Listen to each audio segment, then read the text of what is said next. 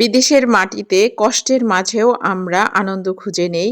আমাদের এই যে সামার আসছে আমরা প্রত্যেক দিনই আনন্দ করব। কারণ হচ্ছে সামারে যেদিন ছুটি থাকে ওই দিন আমরা ফেস্তা করি। তো ঘুরে আসি।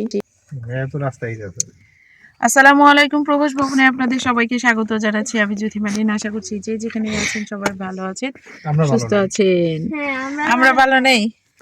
কেন ভালো নেই আমরা? আমাদের এনে বন্দি করে রাখছে। হ্যাঁ, আমরা হচ্ছে এখন গাড়িতে বসে আছি প্রায় 15-20 মিনিট। কারণ কেউ আসতে পারেনি, বাইরে বৃষ্টি। হ্যাঁ, পার্কে যাবো। না, আমার আইডিয়া না, এটা অন্য আন্টিরা আইডিয়া করছে। প্রায় গাড়ির মধ্যে পার্কের পাশে এসে আমরা 30 থেকে 40 মিনিট বসা ছিলাম। কারণ 2 বার বের হয়েছি গাড়ি থেকে, প্রচণ্ড বৃষ্টি।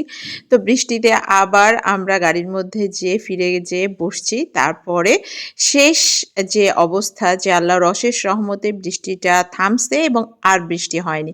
তো যার কারণে আমাদের ফেস্তাটা অনেক সুন্দর হয়ে গিয়েছিল। আপনারা এই সবুজে ঘেরা এই পার্কটা আপনাদের কেমন লাগছে অবশ্যই কমেন্ট বক্সে জানাতে ভুলবেন না। জায়গায় জায়গায় খেলনা দেওয়া আছে, খুবই সুন্দর। আর সবুজ দেখে তো এমনিতেই মনটা ভরে যায়। আছে আছে, এই যে আমার হাতের মধ্যে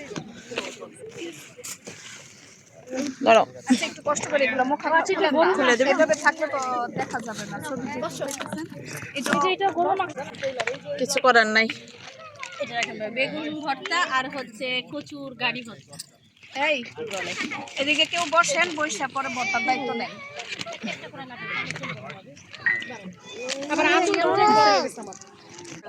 ছোট একটা চামচ আপনারা অনেক বেশি। 2 পাতিলের পোলাও হবে, 4 কিলো হবে। করি তো, কিন্তু সব ভাবিরা তাদের হাতের মজার মজার খাবার নিয়ে এসেছে। এই চাচু দেখতেছ না? এই তোমরা বসো, তোমাদের ভর্তার দায়িত্ব কেউ নেন? এই আপনারা এখানে ভর্তা না, সবগুলো ভর্তা আপনারা বাচ্চাদের ওয়ান টাইম প্লেট দিবেন। ওয়ান টাইম দেন। ওয়ান টাইম অনেক আছে। ছোট বাচ্চারা তো ভর্তা খাবে। সরি বসো বসো বসো। এই ভাবি ওইদিকে কি কইলা মানে আমার কাছে যে মিউনিসিপাল অফিসটার সাথে হোলসেলে বিক্রি করে কম দামে, বাঙালি ভাই কাজ করে। হ্যাঁ এইটার পাশে একটু সামনে দিতে হবে। 11টার ডান দিকে যায়, 11টাতে আপনার ভলান্টিয়ার দিকে বাইরে আসে ওই সামনে তার এটা দেখাই। অর্ধেকটা মারিয়মের গলায়, মারিয়ম গিফট করছে। অর্ধেকটা হচ্ছে অঙ্কিতার গলায়। থ্যাংক ইউ বলছো মারিয়ম রে? এদের গিফট।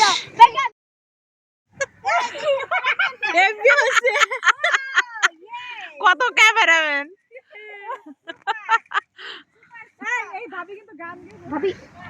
সবাই ছবি তোলা নিয়ে ব্যস্ত। কেমন হবে আমি জানি না।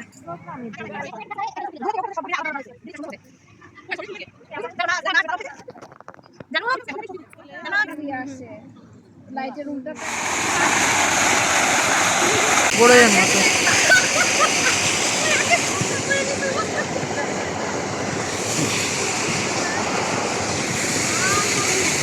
ভাবিরা সব পেড়ে পেড়ে খাচ্ছে।